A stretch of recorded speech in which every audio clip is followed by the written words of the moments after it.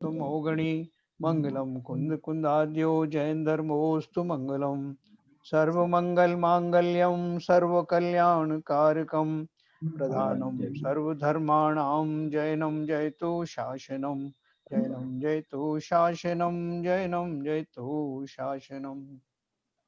ललित कुमार जी नहीं आए अभी? आ रहे हैं, ज्वाइन हो रहे हैं। तो हमारा जो टॉपिक चल रहा था संलेखना वाला, तो उसमें जो हम इसमें से पढ़ रहे थे पुरुषार्थ सिद्धोपाय ग्रंथ में से आचार्य अमृतचंद जी का लिखा हुआ, तो उसका जो शॉर्ट पोर्शन है जो हमारे पास अवेलेबल है वो अपन पढ़ते हैं।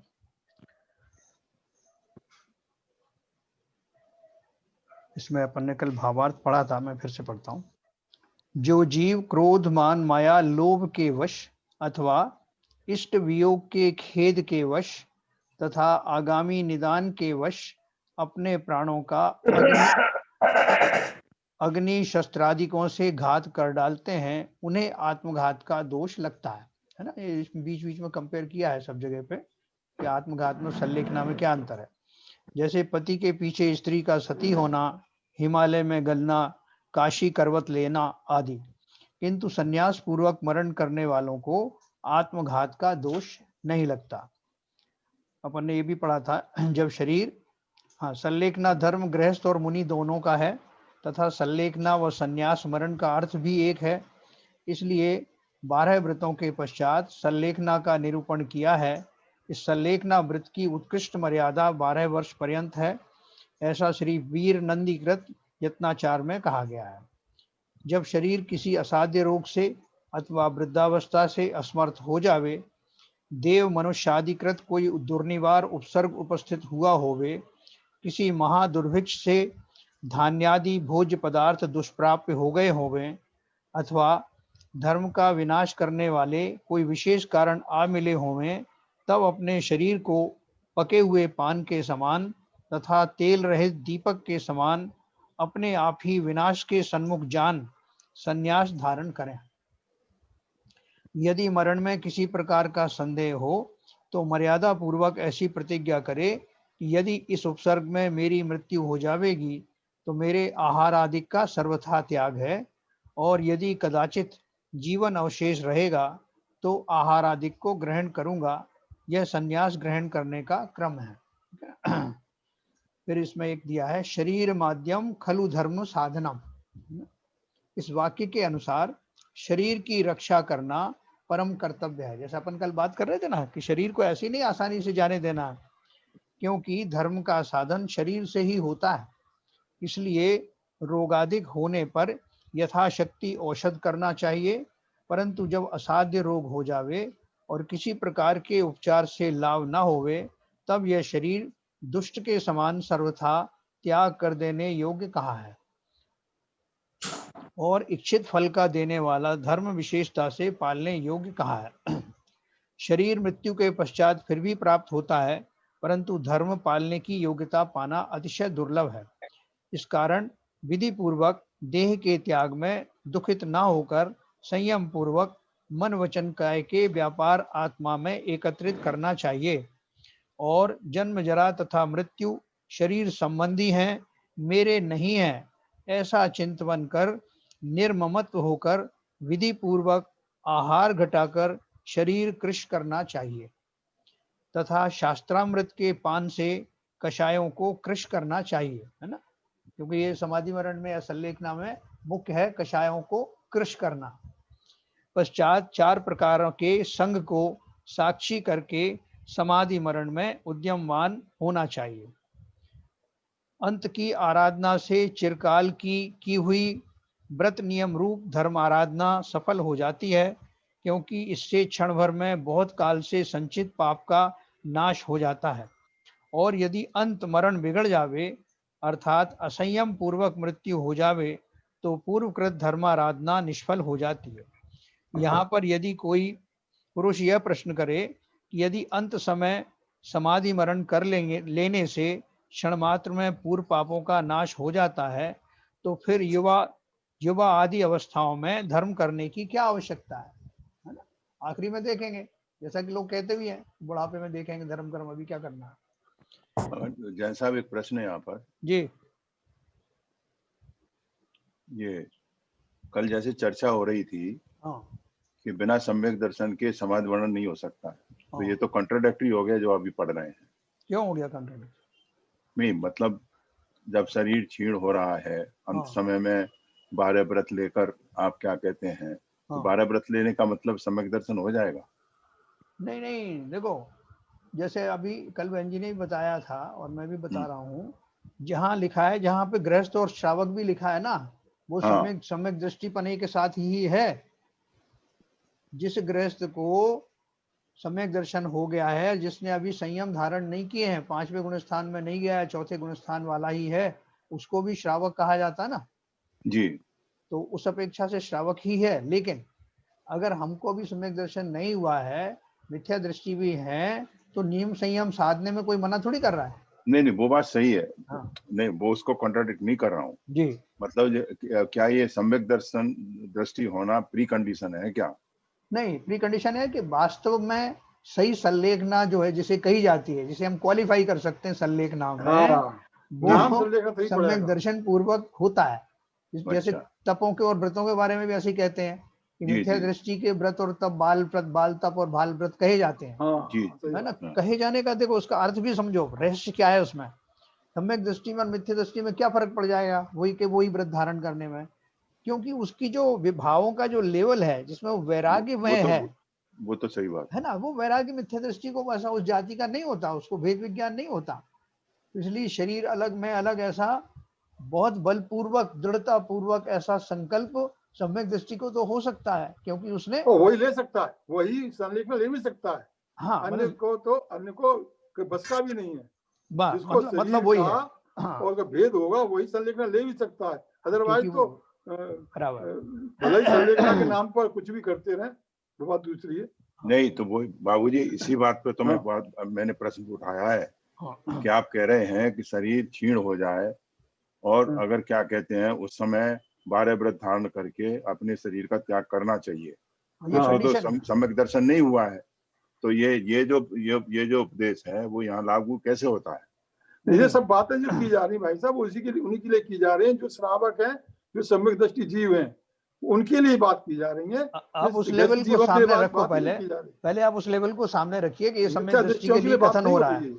कथन सम्यक दृष्टि के लिए हो रहा है, ये मान के चलिए, ठीक है। अच्छा। अब उसके बाद सम्यक में दर्शन तो आप पहले प्राप्त कर चुके हैं भाई साहब, तभी ये हाँ, लागू होगी। सही बात है, सही है है। ना। अब वो भी अपन बात करेंगे, तो ये अपन उस लेवल पे पहले समझिए। लेकिन वो जो ये इसलिए कह रहे हैं, वो बार बार जोर इसलिए दे रहे हैं कि जिस तरह से सम्यक दृष्टि को, जैसा जिस लेवल का उसको वैराग्य होता है, भेद विज्ञान शरीर और उसके प्रति होता है, वैसा मिथ्या दृष्टि के नहीं होता। भले ही वो व्रत आदि धारण करे और करना भी चाहिए, ऐसा नहीं कि असंयम पूर्वक रहे, लेकिन वो कह रहे हैं उसका जो जितना लाभ सम्यक दृष्टि को मिलता है, या जिस लेवल का जो है वैराग्यमय संलेखना जिसे कही जाती है फॉर्मली, वो उसकी नहीं कही जाएगी।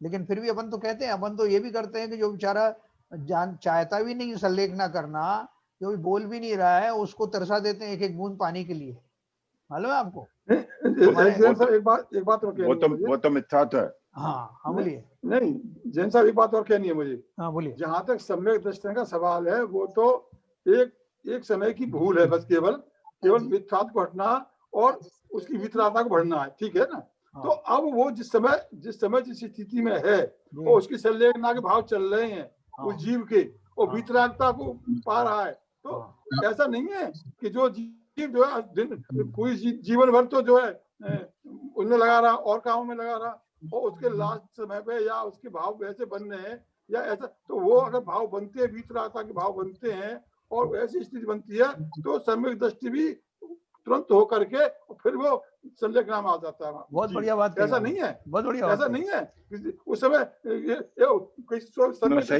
सही बाबूजी, आप सही कह रहे हैं। मतलब उस समय में, उस प्रोसेस में, में जिस समय आप ये सब जो चिंतन कर रहे हो, आपने कुछ फॉर्मली जो भी आपके नियम में अपने मिथ्या दृष्टि पने की भूमिका में ही आपने कुछ लिए हुए हैं, उस समय जीव के भाव उस समय भी तो सम्यक दर्शन पूर्व के हो सकते हैं ना, भेद विज्ञान हो सकता है ना।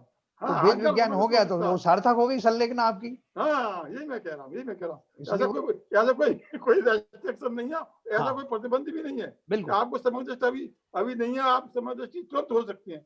ये तो आपके भाव कहाँ से कहाँ पहुंच गए तो तुरंत समय दृष्टि हो समय जाएगी। समय दर्शन की महिमा बताने के लिए भी ये बात हो सकती है, उस पर जोर देने के लिए भी बात हो सकती है कि भैया जल्दी जल्दी समय दृष्टि बनो, जिससे हाँ, तुम्हारे व्रत उपवास वगैरह जो सार्थक नाम पाए। सीधी बात है। तो अपन इसको जो है ना, पहले तो सम्यक दृष्टि के परिप्रेक्ष्य में इसको जाने, और उसमें खाली एक ही रहस्य है कि सम्यक दृष्टि अगर है तो उसे भेद विज्ञान होता है। ऐसा भेद विज्ञान जो सम्यक सन्मुख मिथ्या दृष्टि है, जिसको सम्यक होने वाला है, उसको भी भेद विज्ञान पूर्वक ही तो सम्यक दर्शन होता है ना। तो हो सकता है इस प्रोसेस में वो व्यक्ति जो कि संलेखना के भाव कर रहा है, इस तरह के संयम पालन करने के लिए लालायत है, जिसको उस काल में वास्तव में शरीर से मोह समाप्त तो नहीं कहेंगे, कम होता जा रहा है, वो अवश्य ही इनको पालन करते हुए भी सम्यक दर्शन प्राप्त कर सकता है ना। तो अपन इस मौके को क्यों चूकें। इस अंतिम क्षणों में जब कषाय अपने आप ही कृष्ण हो गए, इस मुकाम तक आ गया हूं, तो इस मौके को क्यों छोड़ा जाए, है ना। ये बात चल रही है। तो बोल रहे हैं अंत समय संन्यास धारण कर लेने से ही कुछ लोग सोचते हैं सर्व मनोरथ सिद्ध हो जाएंगे। तो इसका समाधान इस प्रकार होता है कि जो पुरुष अपनी पूर्व अवस्था में धर्म से परांडमुख रहते हैं, अर्थात जिन्होंने व्रत नियमादि धर्माराधना नहीं की है, वे पुरुष अंत काल में धर्म के सम्मुख अर्थात संन्यास युक्त कभी नहीं हो सकते। क्योंकि चिरंतन भ्यास सनिबंध नेरिता गुणेशु दोषेशु च जायते मति। चिरकाल के अभ्यास से प्रेरित की हुई बुद्धि गुण और दोषों में जाती है। जो वस्त्र पहले से उज्जवल होता है उस पर मनोवांछित रंग चढ़ सकता है। देखना, इस बात को नोट करना। जो वस्त्र पहले से उज्जवल होता है उस पर मनोवांछित रंग चढ़ सकता है, परंतु जो वस्त्र पहले से मलिन होता है उस पर रंग कभी नहीं चढ़ाया जा सकता। अतएव संन्यास मरण वही धारण कर सकता है जो पहली अवस्था से ही धर्म की आराधना में दत्त चित्त रहा हो। हाँ, कहीं कहीं ऐसा भी देखा गया है कि जिस पुरुष ने जन्म भर धर्म सेवा में चित्त नहीं लगाया था, वह भी संन्यास पूर्वक मरण करके स्वर्ग आदि सुखों को प्राप्त हो गया, है ना। जैसे बाबूजी ने कहा ना, एक उदाहरण दिया है। और सम्यक दर्शन अगर नहीं भी हुआ तो कम से कम इतने उत्कृष्ट भाव हो जाते हैं कि इस भाव में नहीं तो अगले भाव में सम्यक दर्शन होने वाला है, उसके भाव इस योग्य बन गए। तो अभी तो देखो मिथ्या दृष्टि जीवों का भी कहा विधान किया ना, 8वें स्वर्ग तक अपन जा सकते हैं पंचम काल में। तो इसका अर्थ क्या है कि उस उतने भाव तो हम कर सकते हैं अभी भी। इसलिए उन्होंने बोला है कि जो जीव ऐसे भी हैं जो उन्होंने जीवन भर तो कुछ नहीं किया लेकिन लास्ट में ऐसे भाव हो गए, ऐसा भी संभव है। लेकिन यह काकतालीय न्यायवत अति कठिन है ना। इस अर्थ का क्या है, काकतालीय न्यायवत का अर्थ क्या है कि ताड़ के वृक्ष से अचानक फल का टूटना और उड़ते हुए कौवे को आकाश में ही प्राप्त हो जाना। जिस प्रकार से यह कठिन है, उसी प्रकार संस्कारहीन पुरुष का समाधि मरण पाना कठिन है। संस्कारहीन कहा उन्होंने, सम्यकहीन भी नहीं कहा, है ना। तो इसका अर्थ क्या है कि जिनको सम्यक दर्शन अभी नहीं भी हुआ है लेकिन बिल्कुल कगार पर आ गए हैं, उनके भाव भी ऐसे उत्कृष्ट हो सकते हैं। भले आप उसको संलेखना की कैटेगरी में ना डालें, लेकिन उसके समकक्ष भाव हो सकते हैं। अभी सुधा सागर जी ने 2 दिन पहले अपने प्रवचन में कहा है कि वहाँ भीलवाड़ा के अंदर पूरे जिंदगी वो रोज पिक्चर देखती थी लेडी, लेकिन उसके बाद उसको सम्यक दर्शन हो गया। हो सकता है समाधि हो गई, लास्ट में उसकी समाधि हुई, समाधि मरण हुआ उनका। अरे अंजन चोर को देख लो। नहीं, अंजन चोर तो मतलब इतिहास की घटना है, ये तो सामने की बात बता रहे हैं। हाँ, नहीं अंजन चोर की देख लो, सामने अंजन चोर की घटना मौजूद है। और भाव देखिए, भावों की महिमा है भाई। हाँ, भावों की महिमा है, भावों की महिमा है। हाँ, किसके किस समय भाव कहाँ पहुंच जाए, जीव का अपनी अपनी सामर्थ्य है, जो किस समय समदृष्टि बन जाए कुछ कह नहीं सकते। इसलिए जिन वचनों के श्रद्धानी पुरुषों को उक्त शंका को अपने चित्त में कभी स्थान न देना चाहिए, है ना। कौन सी शंका? कि भैया तो लास्ट में करेंगे अपन, जब जो है बूढ़े हो जाएंगे, और बूढ़े होते समय समाधि मरण कर लिया तो सब कुछ हो गया। लेकिन जैसा कल अपन ने डिस्कस किया था, अभी और आगे करने वाले हैं, कि वो कौन कौन से फैक्टर हैं जो फैक्टर इसमें जो है लागू होंगे, किस तरह से बलपूर्वक समाधि मरण कराने में क्या दोष है, स्वेच्छा किसे कहते हैं, ये सब अपन अभी पढ़ने वाले हैं। ये थोड़ा चैप्टर पूरा करते हैं, उसके बाद बात करते हैं। सन्यार्थी पुरुष को चाहिए कि जहां तक बने जिन भगवान की जन्मादि तीर्थ भूमियों का आश्रय ग्रहण करे, और यदि तीर्थ भूमि की प्राप्ति ना हो सके तो मंदिर अथवा संयमी जनों के आश्रय में रहें। बहुत सारे लोग तीर्थ में चले जाते हैं, तो वह तीर्थों की जो वर्गणाएं होती हैं, वहां का जो वातावरण होता है, उससे उनके ऊपर प्रभाव पड़ता है। सन्यार्थी को तीर्थ को जाते समय सबसे क्षमा की याचना करे, और आप भी मनवचन काय पूर्वक सब प्राणियों को क्षमा करे। अंत समय क्षमा करने वाला संसार का पारगामी होता है, और वैर विरोध रखने वाला अथवा क्षमा न करने वाला अनंत संसारी होता है। संन्यास अर्थी पुरुष को पुत्र कलत्राधिक कुटुंबियों से तथा सांसारिक संपदाओं से सर्वथा मोह छोड़ देना चाहिए, परंतु उत्तम साधक पुरुषों की सहायता अवश्य लेनी चाहिए, क्योंकि साधर्मी तथा आचार्यों की सहायता से अशुभ कर्म यथेष्ट विघ्न करने को समर्थ नहीं हो सकते। व्रत के अतिचारों को साधर्मियों के अथवा आचार्य के सम्मुख प्रकट कर निशल्य होकर प्रतिक्रमण प्रायश्चित शास्त्र में कही हुई विधियों से शोधन करना चाहिए। देखो, जो साधर्मी पुरुष हैं या जानकार हैं, जो संलेखना कराने के निर्यापक हैं या आचार्य स्वयं हों, उनकी सानिध्य में जब समाधि मरण होता है तो एक तो वो जो साधक है वो एकदम जो है ना आश्वस्त हो जाता है कि मेरी समाधि विधि पूर्वक होगी, और कहीं ऊंच नीच आ गई तो गुरुदेव जो है सही उसका समाधान निकाल लेंगे। तो ये एक विश्वास जो है अपने आप ही मिल जाता है उसमें। इसलिए सत्पुरुषों की सानिध्य में संलेखना लेने का विधान किया गया। तो भाई अच्छा, आपने एक बात कही थी सर जी, आरपी जंजम, हाँ, तीर्थ स्थान पे जो है जाके ऐसा करना चाहिए। हाँ, तो फिर काशी करवट में क्या परेशानी है?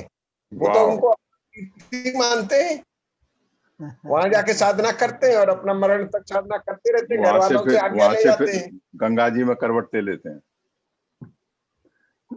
करवट में तो सब नाम पा गया है बेसिकली, वो अंतिम युक्त पड़ाव की जो है साधना है। देखो, मैं प्रत्यक्ष देखा एक संलेखना का प्रत्यक्ष देखा, शायद बहन जी को ही मालूम होगी। एमडी जैन में आगरा में एक सज्जन थे जो घसते थे, वो उनकी स्थिति थी, वो चल नहीं सकते थे, फिर नहीं सकते थे, और बहुत रोगी थे, और उनको उम्मीद नहीं थी कि वो बच जाएंगे। तो उनके भाव हुए कि मैं संलेखना लेना चाहता हूँ। तो वहाँ दो मुनि थे, तो वो उनके मुनियों के पास गए, और मुनियों ने उनका हाथ संलेखना दिलवाएंगे।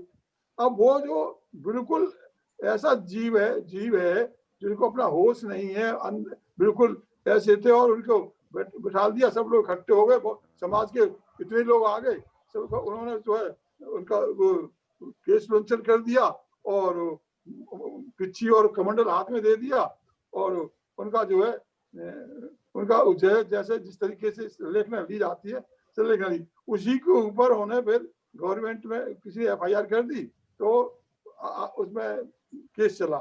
तो मेरा मतलब कहने का ये है कि जैसे भाई साहब कह रहे थे ना कि वो जो अभी उदाहरण दिया था कि ऊपर से गिर करके और तुरंत नहीं पकड़ सकते, तो वही मेरा मतलब कहने का कि मुझे जिस जीव को अभी तक कुछ पता नहीं था, और वो चीज संलेखना के नाम पे हो गया संलेखना, तो ये ऐसी चीजें भी होती है ना। आरपी जैन साहब आप जो बात कर रहे थे ना, वो काशी करवट का इससे कंपेयर कर रहे थे, तो देखो कंपेयर नहीं, मैं एक बात की बात कह रहा हूँ मैं। नहीं, काशी में जाने से सम्यक दर्शन थोड़ी प्राप्त होगा। अगर वहां भी अगर सम्यक दर्शन प्राप्त हो जाए वहां तो आप ले सकते हो सर, लेकिन उसमें काशी का कोई तीर्थ स्थान या काशी का कोई फर्क नहीं है। हाँ देखो बिल्कुल सही बात है। अभी देखो अपन कोई कहें कि क्या अजैनी व्यक्ति जो है वो मोक्ष जा सकता है या स्वर्ग जा सकता है, तो अजैन लोग जाते हैं ना, बहुत से लोग जाते हैं, बाद में स्वर्ग तक जाने का विधान है। लेकिन कैसे जाते हैं? अपने मुख्यतः इसकी नहीं कि आप जो है ना किस कुल में जन्म लिया, मुख्यतः इस बात की क्या उस योग्य भाव आप बना पाते हैं। आप किसी भी संप्रदाय में जन्म लिया है आपने, अगर उस लेवल के वीतरागी भाव, उस लेवल के आपके जो है समतापूर्ण भाव हुए तो बिल्कुल जा सकते हैं। आप किसी भी तीर्थ में जा मोक्ष का सकते हैं। स्वरूप क्या है? उन लोगों का मोक्ष का स्वरूप क्या है? वैकुंठ को तो कहते हैं, अपन पढ़ेंगे उसको, पहले जरा ये स्वर्ग जाते हैं तो वैकुंठ बता देते हैं, वैकुंठ गए, और स्वर्ग में जाते हैं तो और स्वर्ग के ऊपर वैकुंठ से ऊपर भी मोक्ष है। तो हाँ वो बहुत कंफ्यूजिंग अपन ने उस दिन डिस्कस किया था ना, कंफ्यूजिंग है। मोक्ष है क्या? मोक्ष का स्वरूप क्या है उनके यहाँ पर, ये जानना चाह रहे थे। तो देखिए अपन जरा इसको समाप्त करते हैं, फिर अपन बहुत सारे क्वेश्चन लेंगे। तो संन्यासार्थी पुरुष को ये बोल रहे हैं कि साधर्मिक भाई के मतलब तीर्थ क्षेत्र वगैरह में अच्छी वर्गणाएं होती हैं, वहाँ बहुत सारे साधर्मिक भाई भी मिल जाते हैं, मुनियों का भी समागम मिल जाता है, इसलिए तीर्थ क्षेत्रों की बात कही है। और अगर वो नहीं जा पाते हैं तो मंदिर में या संत लोगों के बीच में रह करके उसको प्राप्त किया जा सकता है। संक्षेप में विधि बताई जा रही है। निर्मल भाव रूप अमृत से सिंचित समाधि मरण के लिए पूर्व तथा उत्तर दिशा की ओर मस्तक आरोपित करे। यदि श्रावक महाव्रत की याचना करे, ये सुनना, यदि श्रावक महाव्रत की याचना करे तो निर्णायक आचार्य को उचित है कि उसे महाव्रत देवे। महाव्रत के ग्रहण में नग्न होना चाहिए। आर्जिका को भी अंतकाल उपस्थित होने पर एकांत स्थान में वस्त्रों का त्याग करना उचित कहा है। अभी पता नहीं कहाँ तक सही है, पर इसमें लिखा है इस ग्रंथ में। साथरे के समय नाना प्रकार के योग्य आहार दिखाकर भोजन करावे। वो आज नहीं आए क्या? आशीष जी नहीं है? देखो इसमें एक बहुत बढ़िया बात आ रही है। हाँ सर मेरा क्वेश्चन था लेकिन इसने रोक दिया, बोले मत पूछो। अरे पहले हम सुना रहे हैं आपको, एक बात सुनो फिर आप प्रश्न पूछना। आपको ही सुना रहा हूँ खास तौर से। इसमें आया है संथारे के समय नाना प्रकार के योग्य आहार दिखाकर भोजन करावे, है ना। पूरी थाली लगाकर 56 प्रकार के भोगों से सजा करके आशीष जी के सामने रख दी गई, ठीक है। और तब उनसे कहा गया कि आप इसमें से सेलेक्ट करोगे क्या क्या आप खाना पसंद करोगे।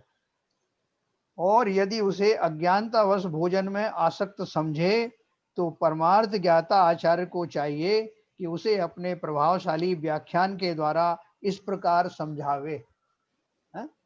थाली सामने रख दी कि देखें इसमें कितना आकृष्ट होता है, उसका टेस्ट ले रहे हो। हाँ बहुत बढ़िया वाला जो बैरोमीटर टेस्ट या कौन सा टेस्ट आप लिटमस टेस्ट कुछ भी कह लो, वो परीक्षा ले रहे जाता है उसमें कि कैसे इसके परिणाम कितने टिके हुए हैं। जैसे विद्यासागर महाराज जब किसी को दीक्षा देते हैं ना तो कैसी परीक्षा लेते हैं, जाओ अपनी माता जी को अपना अंतिम जो है वो नमस्ते बोलो और जो आपके पास है सब उनको इनकी झोली में डालो और आपकी आंखों में एक भी आंसू होना नहीं चाहिए ऐसा करते समय।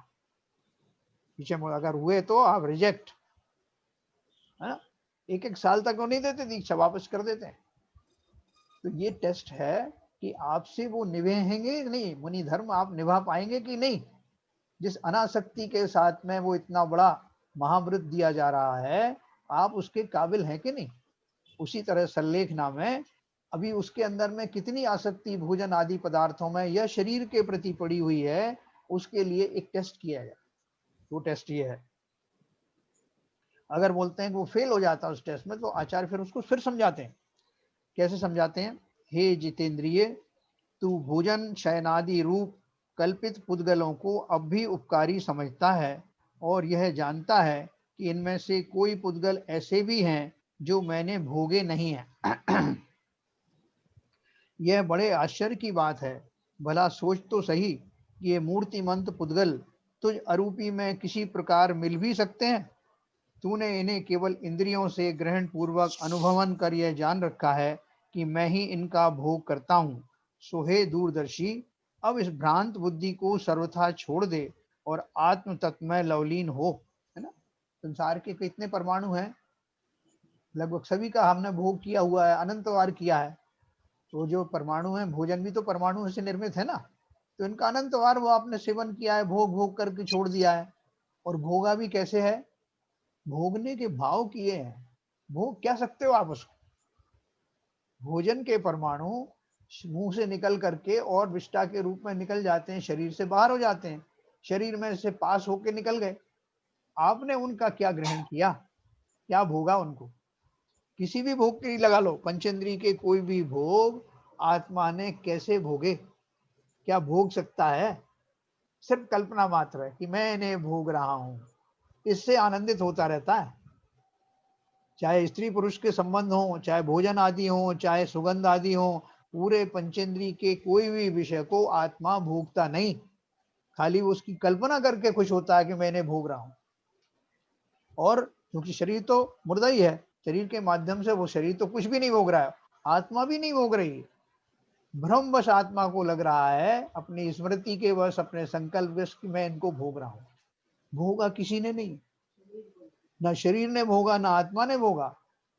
एक शरीर पुद्गल रूपी पिंड में से दूसरे पुद्गलों की वर्गनाएं निकल के चली गई, कि क्या मिला, किसने क्या भोगा। ये बहुत रहस्य की बात है और चिंतन की बात है। हम किस पर भैरा रहे हैं, किसके ऊपर आसक्त हो रहे हैं, क्या भोग रहे हैं? ये सब भोगावली जो है सिर्फ मात्र संकल्प की वस्तु है। चिंतन में ही हम भोगते रहते हैं, स्मृति में भोगते रहते हैं।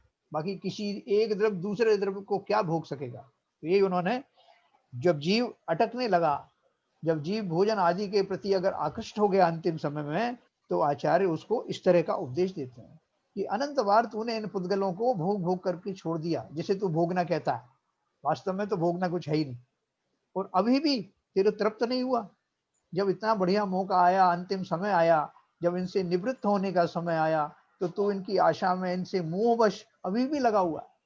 ये उन्होंने कहा, यह वह समय है जिसमें ज्ञानी जीव शुद्धता में सावधान रहते हैं और चिंतन करते हैं कि मैं अन्य हूं और वे पुद्गल मुझसे सर्वथा भिन्न अन्य ही पदार्थ हैं। इसलिए हे महाशय, पर द्रव्यों से मोह छोड़ करके अपने आत्मा में स्थिर रहने का प्रयत्न करो। यदि किसी पुद्गल में आसक्त रहकर मरण पावेगा, तो स्मरण रखना कि तुझे क्षुद्र जंतु होकर उस पुद्गल का भक्षण अनंत बार करना पड़ेगा। इस भोजन से जो तू शरीर का उपकार करना चाहता है, सो किसी प्रकार भी उचित नहीं है, क्योंकि शरीर ऐसा कृतघ्नि है कि वह किसी के किए हुए उपकार को नहीं मानता। अतएव भोजन की इच्छा तोड़ना ही बुद्धिमत्ता है ना। इस प्रकार हितोपदेश रूपी अमृत धारा के पड़ने से अन्न की तृष्णा दूर कर कवलाहार छुड़ा देना चाहिए, तथा दुग्ध आदि पेय वस्तु बढ़ाकर पश्चात क्रम से गर्म जल लेने मात्र का नियम करा देना चाहिए। ये सुनना आप। और यदि ग्रीष्मकाल, मरुदेश तथा पैतृक प्रकृति के कारण तृषा की बाधा सहन करने में असमर्थ होवे, तो केवल ठंडा पानी रख लेना चाहिए और शिक्षा देनी चाहिए कि हे आराधक आर्य, परमागम में प्रशंसनीय मारणांतिक संलेखना अत्यंत दुर्लभ वर्णन की गई है, इसलिए तुझे विचार पूर्वक अतिचार आदि दूसरों से इसकी रक्षा करना चाहिए। यही तो निर्यापक का वो होता है, कार्य होता है कि उस समय उनको कैसे स्थापित करे उस भावना में, तरह तरह की विधियों द्वारा, तरह तरह के शब्द बोल करके उसके मनोभावों को बदल देते हैं। इसके पश्चात अशक्तता की वृद्धि देखकर मृत्यु की निकटता निश्चय होने पर आचार्य को उचित है कि समस्त संघ की अनुमति से संन्यास में निश्चलता के निमित्त पानी का भी त्याग करा देवे। ये मुनियों के लिए विशेष तौर से बात चल रही है, इसको अपने हिसाब से यथायोग्य अपने ऊपर लगा लेना है ना। तो इसलिए उन्होंने समस्त संघ की, अब समस्त संघ कहाँ आएगा, हर एक जीव के लिए तो समस्त संघ आने वाला नहीं। तो ये जैसे किसी संघ में ही किसी मुनि का संलेखना हो रही है, वो रूपक को समझना आप। तो उनको बोलते फिर धीरे धीरे समझा के पानी का भी त्याग करा देते हैं। देखो इसमें एक मुख्य बात क्या है, उस साधक की इच्छाओं को ऐसा मोड़ना, जबरदस्ती नहीं कर रहे हैं कि नहीं वो हम तो पानी नहीं देंगे आपको, बस हमको संलेखना कराना है आपको। गृहस्थों में बहुत होता है ऐसा, वो बाबा को कुछ पता ही नहीं है कि काय की संलेखना, कैसी संलेखना, उन्हें भूख भी लग रही है, प्यास भी लग रही है, लेकिन वो परिवार वालों ने अपने को धर्म हो जाए उस चक्कर में पकड़ के ले गए, उससे कोई मतलब नहीं। और कहीं भी ले जा करके पटक दिया, और वो पानी मांग रहा, नहीं नहीं पानी नहीं देंगे हम आपको भोजन नहीं देंगे, क्योंकि आपको संलेखना धारण करनी ना। इसमें क्या लिखा है, जब तक वो एक मुनि संघ में बहुत ज्यादा रोचक है। एक जी। मुनि संघ के अंदर जी। मतलब वो संलेखना थे, महाराज मुनि सल्ला के नाम पे थे, उन्होंने कहा मुझे रसगुल्ला खाना है जी। अब लास्ट में भाव उनके रसगुल्ले के हो गए। हाँ अब उनको बहुत संबोधन, उन्होंने आचार्य महोदय ने काफी संबोधा, लेकिन उनके भाव बने रहे। हाँ फिर उनकी दीक्षा खंडित करके उनके लिए रसगुल्ला मंगवाया गया एक। ओके। हाँ, और फिर उसके बाद में वो रसगुल्ला खा के दोबारा पुनः दीक्षा दे करके संलेखना में रत हुए वो। है ना। तो जो आप बता रहे हैं कि मतलब वो उनकी जो भी इच्छाएं, अतृप्त इच्छाएं हैं वो पूरी हो जाए, तो वो उसको मतलब ये है कि उसको कन्विंस करना पड़ेगा आपको। जो साधक है उसको इच्छा जो है, उसकी अनिच्छा को इच्छा में कन्वर्ट करने का, संलेखना लेने के लिए संलेखना उसकी इच्छा पूर्वक ही हो, इसके ऊपर जोर दिया है। नहीं तो वो इतना भाषण क्यों देते, सीधे उसको पकड़ करके जैसे वो लोग कर देते हैं, अज्ञानी लोग, पानी नहीं देना है, वो पानी से तड़प के मर गया, तो कौन सी गति होगी, सुगति होगी क्या? भाव उनके बिगड़ गए सारे, बिगड़ गए। आर्त ध्यान पूर्वक मरेगा भी जीव तो कहाँ जाएगा। तो इसलिए देखो जोर इस बात पर दिया है कि उसको वैराग्य धारण करा करके, उसकी सहमति लेकर के तब उसको स्थापित किया जाए वैराग्य। तो यही उसका दृश्य है। देखो तो बोल रहे हैं, इस अनुक्रम से चारों प्रकार के आहार का त्याग होने पर समस्त संग से क्षमा करावे और निर्विघ्न समाधि की सिद्धि के लिए कायोत्सर्ग करे। तदुपरांत वचनामृत संतर्पण करे, अर्थात संसार से वैराग्य उत्पन्न करने वाले कारणों का उक्त आराधक के कान में मंद मंद वाणी से जप करे। श्रेणिक, वारिशेण, सुभग, ग्वालादि पुरुषों के दृष्टांत सुनावे और व्यवहार आराधना में स्थिर होकर निश्चय आराधना की तत्परता के लिए इस प्रकार उपदेश करे। कैसा उपदेश करे, अपन सबको भी जानना जरूरी है। क्यों जरूरी है? क्योंकि हम में से पता नहीं कब किसको निर्यापक बनने की आवश्यकता पड़ जाए, या स्वयं को उद्बोधना देने की आवश्यकता पड़ जाए, तो इसलिए हमें पूरा वस्तु स्वरूप मालूम होना चाहिए। तो देखो कैसा उपदेश करे। हे आराधक, श्रुत स्कंद का एगो में सास दो आधा इत्यादि वाक्य, नमो अरिहंताणम इत्यादि पद और अरहम इत्यादि अक्षर, इनमें से जो तुझे रुचिकर हो उनका आश्रय करके अपने चित्त को तन्मय कर। हे आर्य, एगो में सास दो अप्पा, इस श्रुत ज्ञान से अपने आत्मा का निश्चय कर। स्वसंवेदन से आत्मा की भावना कर, समस्त चिंताओं से पृथक होकर प्राण विसर्जन कर। और यदि तेरा मन किसी क्षुधादि परिचय से अथवा किसी उपसर्ग से विक्षिप्त हो गया होवे, तो नरकादि वेदनाओं का स्मरण करके ज्ञानामृत रूप सरोवर में प्रवेश कर। क्योंकि अज्ञानी जीव शरीर में आत्मबुद्धि से, अर्थात मैं दुखी हूँ, मैं सुखी हूँ, ऐसा संकल्प करके दुखी हुआ करते हैं, परंतु भेद विज्ञानी जीव आत्मा और देह को भिन्न भिन्न मानकर देह के सुख से सुखी व दुख से दुखी नहीं होता और विचार करता है कि मेरे मृत्यु नहीं है तो फिर भय किसका, मेरे रोग नहीं है फिर वेदना कैसी, मैं बालक नहीं हूँ, वृद्ध नहीं हूँ, तरुण नहीं हूँ, फिर मनोवेदना कैसी। और हे महाभाग, ये जो है, जो निर्यापक हैं, वो उस व्यक्ति को उपदेश दे रहे हैं।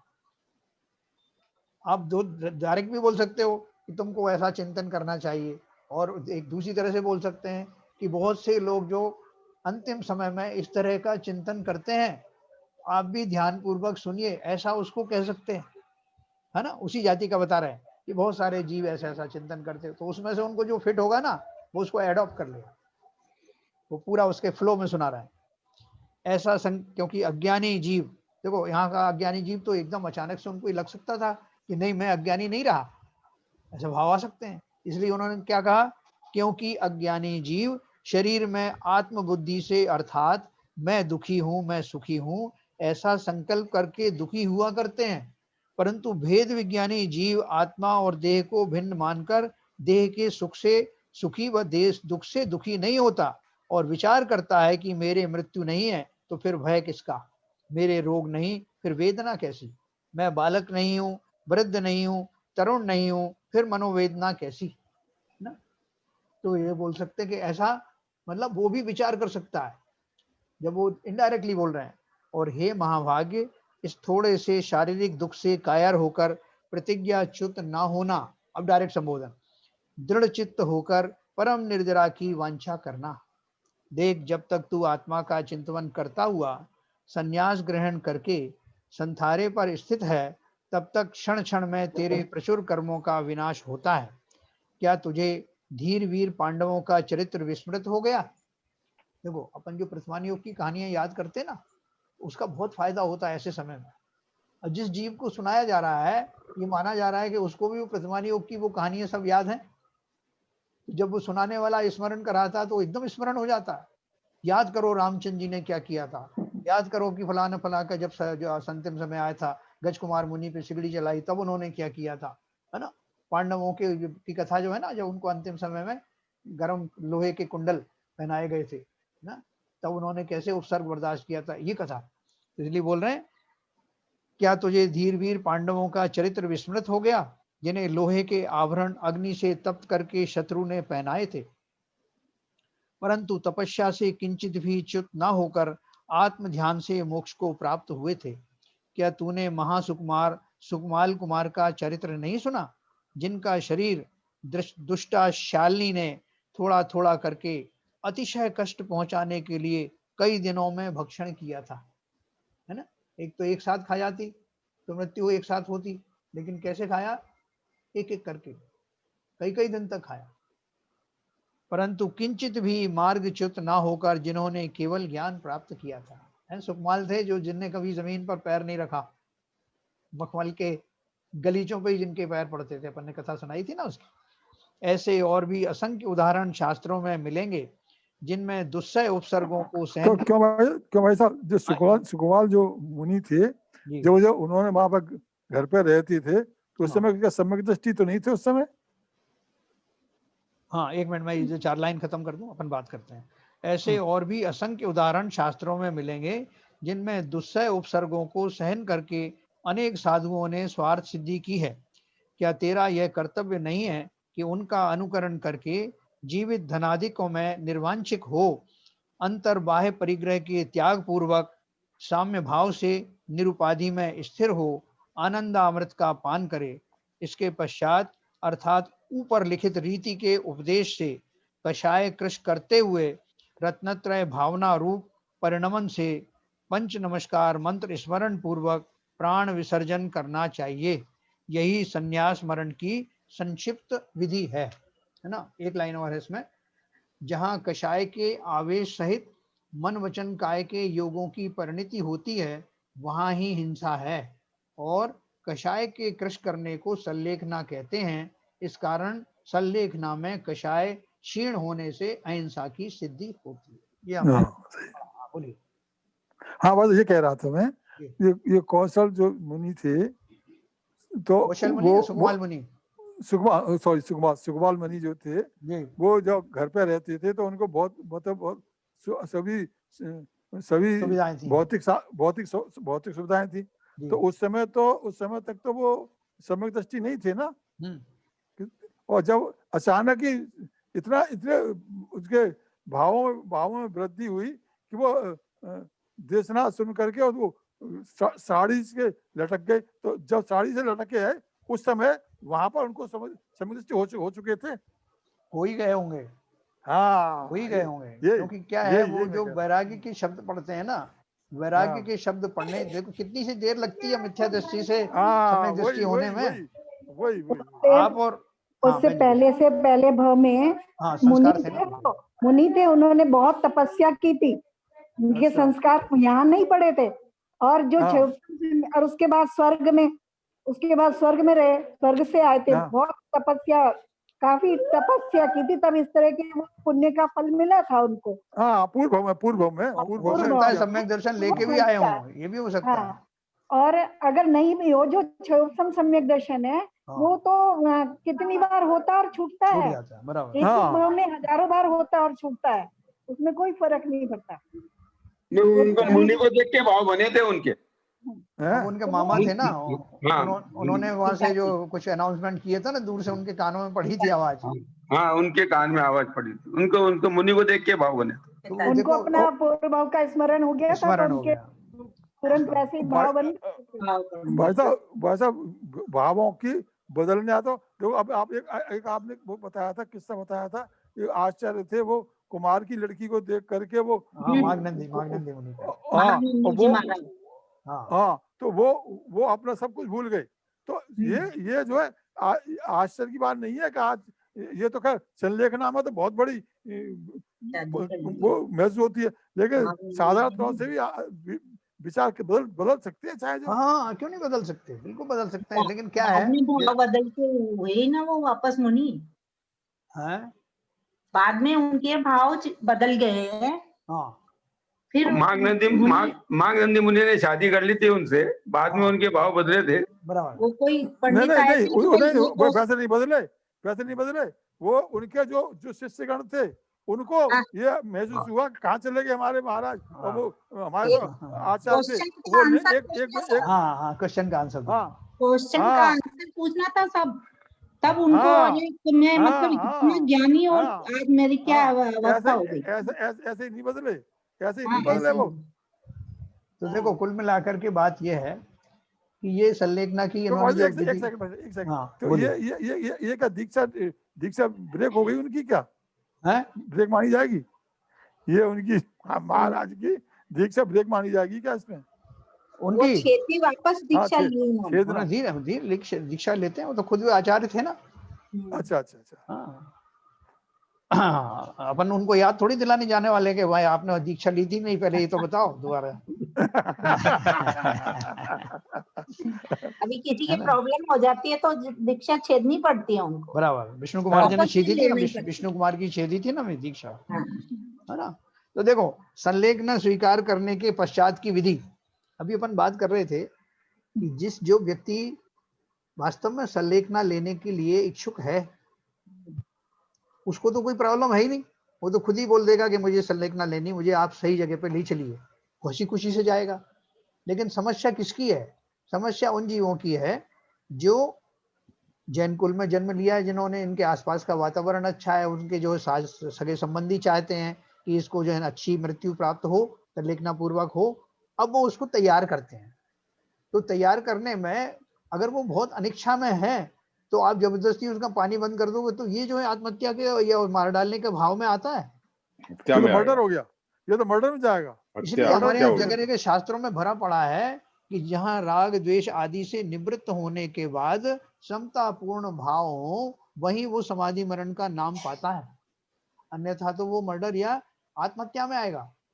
इसलिए निर्यापक को या साधर्मी भाइयों को या परिवारजनों को पूरा प्रयास ये करना है कि उनके मनोभाव बदल जाएं, उनकी इच्छा पूर्वक ही हो ये, नहीं तो ये तो जो थोपने वाली बात हुई। और आप बड़े खुश हो गए, भाई साहब करा ही दिया। मैं भी गया था हमारे गांव में, तो एक हमारे जो रिश्तेदार हैं वो बता रहे थे कि भाई साहब उन्होंने लाख मांगा पानी, हमने एक बूंद नहीं टपकाया उनके मुंह में, क्योंकि हमें तो उनका वो करवाना था संन्यास मरण। वो बहुत तड़पते रहे, बहुत चिल्लाए, हमने नहीं सुना। अब बताइए आप, संलेखना का होगा इसको, वो तो सीधे मर्डर हो गया, है ना। आज भी लोगों को ऐसी गलतफहमियां हैं कि उन्हें जो कुछ मिले ना मिले, हमें तो पुण्य लाभ मिल गया ना कि हमने करा दी। कितनी दुष्टता है ये। उसी को भाव को, उस व्यक्ति को कन्विंस करके आपको करना है, और जिसको बिल्कुल ही जिस बात की कोई वो है ही नहीं, भाव ही नहीं है, उनको आप क्या करोगे? वो कह रहा है कि मुझे अस्पताल ले चलो, बराबर नहीं अस्पताल नहीं जाना है, हमने पढ़ा है शास्त्रों में, समाधि मरण लेना पड़ेगा तुम्हें, और यही लेना पड़ेगा। अरे भाई तो जीव हिंसा हो गई है। तो इसमें बहुत केयरफुल रहने की जरूरत है इन भावों में, कि उसके व्यक्ति की क्या, उसका जो है बैकग्राउंड है, उसके संस्कार कैसे हैं, आप उसकी दशा कैसी है, हम नहीं जानेंगे तो कौन जानेगा? आसपास के लोग। जबरदस्ती का सौदा नहीं है, और हो सकता है कि वो अस्पताल जाए और वहां से ठीक हो क्या जाए, अभी आयु बाकी हो। तो बहुत ध्यानपूर्वक करना, इसमें जल्दीबाजी नहीं करनी है। नहीं, लेकिन हमें जबरदस्ती निर्यापक की पदवी लेनी हो तो क्या करेंगे? अंकल, जैसे कोई अनकॉन्शियस रहता है, हॉस्पिटल में एडमिट है, अपन उसको कान में बोल देते हैं इसका त्याग कर दिया, उसका त्याग कर, तो क्या वो त्याग उनका होता है कि कैसे उनसे क्या हानि फर्क का दान देखो नहीं, ऐसा वो है स्वयं कि त्याग करें, तब है स्वयं त्याग करें, दूसरे या कहे ऐसे त्याग देखो लास्ट में ऐसे उनके कान में बोल देते हैं इसका त्याग, या उनका जैसे रुपए और पैसों के भी हाथ लगा देंगे, क्या बस उनकी तरफ से ध्यान हो गया, तो ये त्याग, ये दान होगा क्या? नहीं नहीं नहीं नहीं नहीं, ये सब बिल्कुल नहीं मिथ्यात्व होगा। है, इच्छा ये ना सब जुड़ी मिथ्यात्व हो, है। इंडिकेशन देखो कई बार बॉडी लैंग्वेज से आदमी बात करता है, जैसे अंतिम समय में बहुतों की आवाज चली जाती है, लेकिन भाव से आपको पता लग जाएगा। जैसे आपने कहा कि आपने ये तो सब छोड़ दिया ना माताजी, वो सिर हिला देगी, आंखों से पता लग जाएगा, इंडिकेशन से पता लग जाएगा। लेकिन आप उन्होंने मना एकदम चेहरे पे उनका एकदम विषाद भरा हुआ है, वो नहीं चाहते, और आपने बोल दिया हमने तो कान में कह दिया आपके, बस हो गया आपका समाधि मरण। नहीं भाई, एक बात और भी है, जब आप वो चीज देंगे तो वो हाथ से मना कर देंगी, मैं नहीं देता। तो वो चीज तो सही है, मैं वही बॉडी लैंग्वेज की बात कर रहा हूँ ना। आपने पानी दिया, मना कर दिया उसने, नहीं, तो वो क्या करेगा? बाबूजी जो क्षमा पूछ रही है, जो शख्स क्षमा कौमा के अंदर है, जो बोल भी नहीं सकता, सुन भी नहीं सकता है, और उसको कान में बोल दिया कि हमने तुम्हें पानी बंद क्या कर दिया, वही तो बात ये नहीं, वो तो एक मिथ्यात्व वाली बात हो गई।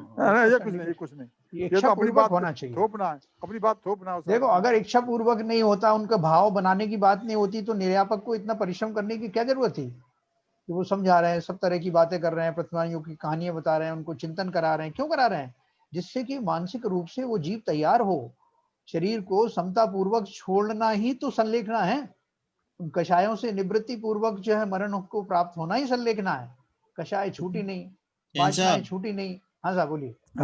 ये जो गुजरातियों में है ना, बहुत ज्यादा ये चलन है, बहुत बड़ा उत्सव होता है जो संलेखना लेते हैं। लेकिन वहां पे ऐसा नहीं है कि स्वेच्छा से नहीं है, वहां तो जबरदस्ती करवाई जाती है। बराबर। और उसके लिए बहुत बड़ा उत्सव मनाए, जो भी संलेखना जिसकी भी होती है ना, तो उसमें परिवार वाले लोग जबरदस्ती करवाते हैं और उसका बहुत बड़ा उत्सव मनाया जाता है। वही है, बहुत सारे अज्ञान है आशीष जी, अभी क्या करो, ये तो सब तरह से अपन को, लेकिन अपन धर्म का जो रहस्य समझने की कोशिश कर रहे हैं। अपना जो सारा उद्देश्य यही है कि शास्त्रों में कहाँ कहाँ क्या क्या किस तरह की बातें लिखी हुई हैं, अपने छोटे से समय में अपन यही सब जो है वस्तु स्थिति को समझना चाहते हैं। और जहां तक हो अपना सारे पैमाने एक बात के ऊपर हो कि वीतरागता का किस तरह से, वीतरागता कैसे बढ़ाई जाए, कषायों की कैसे समाप्ति हो। मेरा क्वेश्चन था सर, मेरा क्वेश्चन था, इसने रोक दिया था मेरे को। हाँ बोलिए। मेरा क्वेश्चन ये था कि जैसे आदमी, अभी आप बात कर रहे थे संलेखना की, और ये आदमी मरता है, मरने के बाद शरीर तो उसका यहीं रह गया, जल गया वो तो, और आत्मा कहीं निकल के और चली गई उसकी। बिल्कुल। कहीं ना कहीं तो आत्मा किसी न किसी शरीर में जाके धारण करेगी ना। तो फिर उसको स्वर्ग और नरक कहाँ रह गया सर? उसके बीच में स्वर्ग और नरक कहाँ आ गया? स्वर्ग और नरक कहाँ है? कहाँ आ गया मतलब? प्रमिला तुमने अच्छे से कोचिंग नहीं दिया इनको आशीष जी। कोचिंग लेते ही नहीं है अंकल जी तो। कोचिंग लेना तो चाहिए तब तो मैं तो बोलती हूँ जैन साहब, आशीष जी पहले प्रश्न को अप्रूव कराया करो, अब अभी से फिर अभी रोक रही थी ना वो, यही तो बोल रहे हो।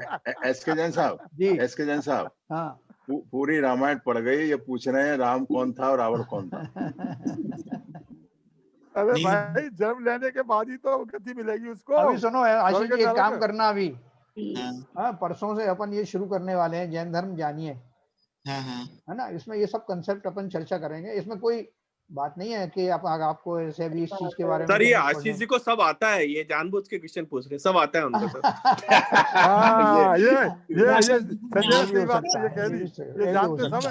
ये जिज्ञासा है कि आदमी जिससे मर के, देखो वही क्वेश्चन वापस वही रिपीट कर, आदमी मरा, शरीर तो यहाँ चल गया, आत्मा कहीं और चली गई, उसकी किसी न किसी शरीर में कहीं ना कहीं किसी भी रूप में कहीं और धारण हो गया। हाँ ठीक है। नहीं आत्मा जन्म लिया, दूसरा जन्म लिया।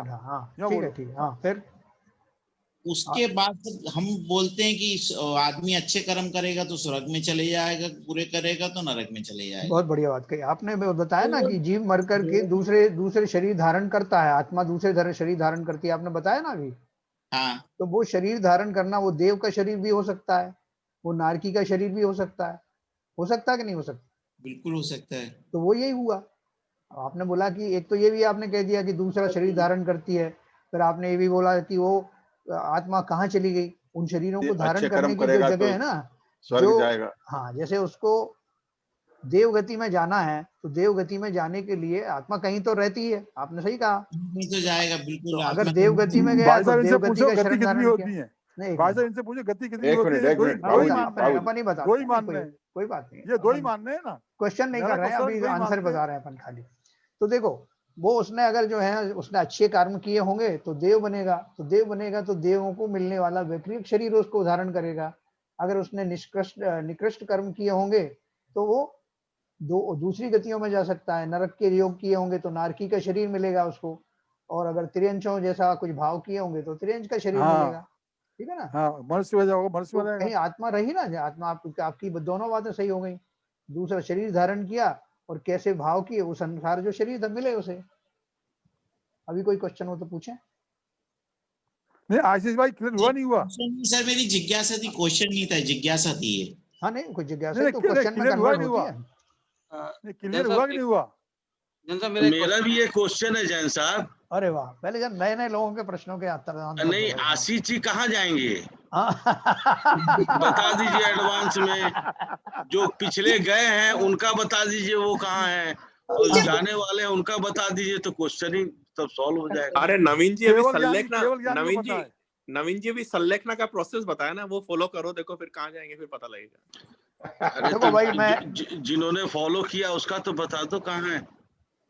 हाँ देखो, संलेखना के जो भाव हैं 8 तरह का जो इसकी प्रक्रिया है, मैं 8 पॉइंट पढ़ूंगा, अभी 2 मिनट हमारे पास है। इसमें लिखा है जब शरीर छोड़ने के जो भाव हो तो किस तरह से क्रम पड़ता है उसमें छोड़ने में। सबसे पहला, कुटुंबियों से स्नेह छोड़ना, पहला नंबर। दूसरा नंबर पे है संपत्ति से मोह छोड़ना। तीसरा नंबर पे जिन्होंने अपना बुरा किया हो उनके प्रति कलुष भाव को छोड़ना। चौथा नंबर है आचार्य मुनि के समक्ष अपने सब अपराधों को कहना। पांचवा है समाधि मरण के योग्य विधि आचार्य द्वारा निर्दिष्ट का पालन करना। छठवां है क्रमशः धीरे धीरे भोजन छोड़कर दूध छाछ वगैरह लेना। सातवां है दूध छाछ का त्याग करके गर्म जल ग्रहण करना। और आठवां है अंत में गर्म जल का भी त्याग कर पंच नमस्कार मंत्र का स्मरण करते हुए शरीर का विसर्जन करना। ये सीक्वेंस है, ठीक है ना। तो ये सीक्वेंस जो है जीवों को अपने आप ही भी आ जाती है, और अगर कोई निरापक हो तो वो बताते ही हैं कि अब तो उनको देख लेते हैं, स्थिति देख लेते हैं कि अब ये इस योग्य है, इसमें भी स्टेबल हो गया। जैसे अभी तो संजय जी की जो बड़ी मदर थी ना, उनका जो हुआ था अपन सबने देखा ना, एक एक करके उन्होंने, और कितनी खुशी से बताती थी, भैया जी आज मैंने दूध भी छोड़ दिया, भैया जी आज मैंने पानी भी छोड़ दिया, ऐसा। हाँ सही बात, चेहरे पे मुस्कान। तो ये एक प्रत्यक्ष उदाहरण सबने देखा। ऐसा जीव जो संलेखना का पात्र है। अंकल जी, मेरी दादी थी, मैं मतलब 2004-5 की बात है, मेरी मैरिज हो चुकी थी, मैं तो नहीं गई, लेकिन उनका भी अंतिम समय मतलब उनकी मतलब अच्छी थी, सब प्रॉपर अपना काम कर लेती थी, मतलब फिर उनकी तबीयत खराब हुई थोड़ी। तो जो देखने वाले आते रहते हैं, तो पापा के दोस्त आए थे, वो कुंडलपुर के अध्यक्ष हैं, तो वो देखने आए, तो उनको पता नहीं जो भी एहसास हुआ हो, उन्होंने कहा भैया आप तो इनको आचार्य श्री के पास ले जाओ, बस इनके 2-3 दिन बचे हुए हैं। तो फिर पापा लोग सब उनको, मम्मी दादी को आचार्य श्री तिलवारा में उनका चतुर्मास चल रहा था जबलपुर के पास, तब वहां लेके गए और उनकी बहुत अच्छे से एक एक चीज का त्याग करा के बाकायदा उन्हें, हाँ वो कहती इसका त्याग करना है, वो हाँ करके 2-3 दिन में उनकी बहुत अच्छे से सब दीदी लोगों ने एक एक चीज समझा के बहुत अच्छे से संलेखना करवाई थी उनकी। और आचार्य श्री वगैरह जब आहारों को निकल रहे तो पेड़ के नीचे बिठा देते थे, तो ताली बजाती थी, तो सब साधु उनको बोलते ताली वाली अम्मा, ताली वाली अम्मा। मतलब फिर उनने भी बोला कि आप हमें भी संबोधना, हमें भी आना ऊपर से संबोधने के लिए, ऐसे सब। तो बहुत अच्छे से, मतलब हम लोग ने सोचा नहीं था, त्याग बहुत, मतलब वो नहीं थी कि खूब त्यागी व्रती हो या खूब धर्म ध्यान कर, बट परिणाम बहुत, मतलब जितना जैन धर्म में प्रॉपर जरूरी है, रात्रि भोजन त्याग, आलू प्याज का त्याग, या 2 टाइम खाना, बस इतना करती थी, ज्यादा बहुत कुछ नहीं। तो तो उनका ऐसे हुआ तो हम लोगों को तब से बहुत ज्यादा उससे वो हो गया कि देखो कितने अच्छे परिणाम और कितना अच्छा उनका लास्ट हुआ अंतिम। देखो जिस तरह से मुनियों को आहार लेते हुए देखने में हम उनका अनुमोदना करते हैं, अनुमोदना का हमको पुण्यबंध होता है, ऐसे भाव बनते हैं। और किसी की दीक्षा होती है उसमें हमारे भाव ऐसे बनते हैं, उसकी उनकी अनुमोदना जैसे, तो उस अनुमोदना का लाभ होता है। उसी प्रकार से संलेखना के परिणामधारी व्यक्तियों के बारे में चिंतन करना, उन दृश्यों को बार बार अवलोकन करना, उनकी समीक्षा करना, उस तरह के भावों के साथ स्वयं भी जुड़ना, ऐसे भाव करना, ये वास्तव में भी हमारे संस्कारों को उस दिशा में ले जाता है जो हमें भी उस संलेखना का भाव में दिलाएंगे। हाँ, भी नहीं आता था, दूसरे लोग जो सुना देते थे सुनती थी, लेकिन हमने उनके मुंह से हमेशा बचपन से समाधि भावना जरूर की। अपने झाड़ू पोछा कुछ भी कर रही हूँ, दिन रात मेरे स्वामी मेरी, वो वाली हमेशा बराबर। तो चलिए, बहुत बढ़िया, ये संलेखना हमारी समाप्त हुई है। अभी ये तो खाली पढ़ने में समाप्त हुई है, लेकिन हमारे मनो मस्तिष्क में ये छाई रहे, स्टार्ट हुई है। हमारे जीवन में, हमारे मस्तिष्क में, हमारी स्मृति में ये संलेखना हमें करना है। हमारा अंतिम समय हमें ऐसे ही नहीं जाने देना है, ये दृढ़ संकल्प हमको, इसका नींव अभी से पड़ जानी चाहिए। ठीक है, तो सब जीवों के जैसे उत्कृष्ट भाव आए, इसके साथ आज की बात समाप्त करेंगे। जिनवाणी स्तुति करें। नित्यतम नाश विको ज्ञान के प्रकाश विको अपर भास विको भानु सी बखानी है। द्रव्य जान विको बंध विधि भान विको सो पर पिछान विको परम प्रमाणी है।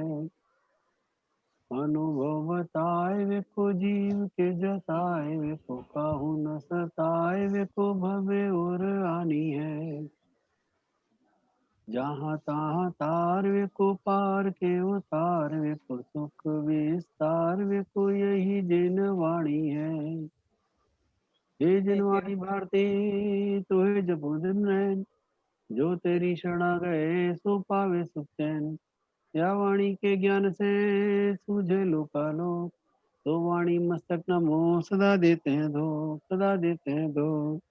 जिनवाणी माता की जय जय। नमोकार मंत्र।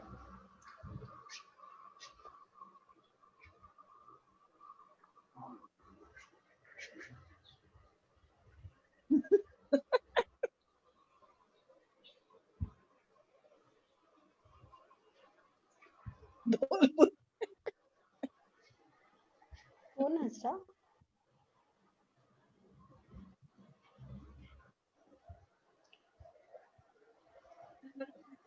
जय जिनेन्द्र। जय जिनेन्द्र। जय जिनेन्द्र। सबको जय जिनेन्द्र। सभी को जय जिनेन्द्र सभी को। जय जिनेन्द्र। जय जिनेन्द्र। ये हमारी जो शांति पथ प्रदर्शन जो पुस्तक है, ये कल समाप्त हो जाएगी। इसमें एक लास्ट चैप्टर बचा, उपसंहार, जो हमारा 2 मिनट में समाप्त हो जाएगा। और उसके बाद में ये अपना जैन धर्म जानिए हम शुरू करने वाले हैं। तो सब लोग जो है उसको बिल्कुल नए सिरे से जुड़िए। जब तक ये पुस्तक समाप्त नहीं होगी, मतलब उसके आधार पर हम और भी शास्त्रों का उसमें बोलेंगे, सहारा लेंगे, लेकिन बहुत अच्छे उसमें क्रम में दिया हुआ है, इसलिए इसको मिस नहीं करना है। इसकी कोई भी उसका क्या करेंगे जैन साहब, जिनागम प्रवेश का? वो तो साथ में लोग जो है उसमें देखना चाहेंगे तो देख सकते हैं, सपोर्टिंग डॉक्यूमेंट। हाँ, वो नहीं, जैन धर्म जानिए में पूरी हो जाती है भाई, उसमें सब कुछ है, लेकिन वो उसमें परिभाषा दी हुई है। हाँ, जस्ट आ जाता है उसमें। कोई चीज स्पेसिफिक समझनी हो तो उसमें भी एक एक लाइन की परिभाषा दी है, तो वो उसमें ले सकते हैं। तो वो बड़ी अच्छी किताब है, वो उसमें मतलब सारे एक साथ में मिल जाते हैं। हाँ, आपको मतलब आपको परिभाषाएं वगैरह, हाँ, सब उसमें मिलती है, ऐसा नहीं है। और कई बार क्या होता है, अपन को एक परिभाषा एक किताब की जरा अगर नहीं समझ में आती तो दूसरे से उसको सारा मिल जाता है ना। तो कल वो तो आप कर ही रहे हैं। नवीन जी हैं, चले गए? नवीन शकल दिखाओ। बीवी ने मोबाइल ऑफ कर दिया है कि तुम बोलो मत, माइक ऑफ कर। बड़का बेटा अलाउ कर दे। इनको जरा थोड़ा सा बांध के रखना इधर, ये इनको आशीष जी को, भाई आप लोग जिम्मेवारी है, कल इनको खींच के लेके आना, जिससे इस तरह के प्रश्न नहीं पूछे, अच्छे वाले पूछे और उच्च कोटि के। आशीष जी तो गलती क्वेश्चन पूछते हैं। गलत तो नहीं है। नहीं, कम से कम क्वेश्चन पूछते तो हैं। हाँ, लेकिन पर्दे के पीछे रह गए ना, कोई ये अपना चेहरा नहीं दिखाना चाहते तो। नहीं, सबसे बड़ी बात है नहीं, क्वेश्चन पूछते हैं। क्वेश्चन नहीं देते हैं सर, मेरी जिज्ञासा रहती है जिज्ञासा ही तो प्रश्न उत्पन्न करती है। जिज्ञासा से उत्पत्ति होती है। जिज्ञासा जो होती है ना वो आगे ले जाती है आपको। समाधि कैसे लोगे, ये सब कैसे लोगे ना, तभी सीख लो तो आगे सब काम आएगा आपके। अभी आशीष जी को सिखाने में तो ले हुए नवीन जी। नहीं, मैं तो सीख के फिर लोगों को समाधि करवाऊंगा ना। अच्छी बात है ये भी। निर्यापक के पोस्ट लेना चाहते हो? गुरु रह गए, सेना शक्कर हो गया। जैन साहब। हाँ साहब, बहुत अच्छा है, ध्यान रखना। हाँ, अच्छा है, अपने आप ही एक समाज में निर्यापक हो जाएंगे स्थापित। तो किसी को भी कांटेक्ट करना हो तो अच्छी बात है, क्योंकि एक्चुअली क्या है, डिस्कशन बहुत जरूरी है। बिल्कुल बिल्कुल। कई लोगों को भ्रम है कि मैं यहाँ चला गया वहां चला गया, एक्चुअली सब यही है। तो इसका एजुकेशन बहुत जरूरी है। संसार में ही है सब, बिल्कुल सही कह रहे हैं। मतलब समझना बहुत जरूरी है।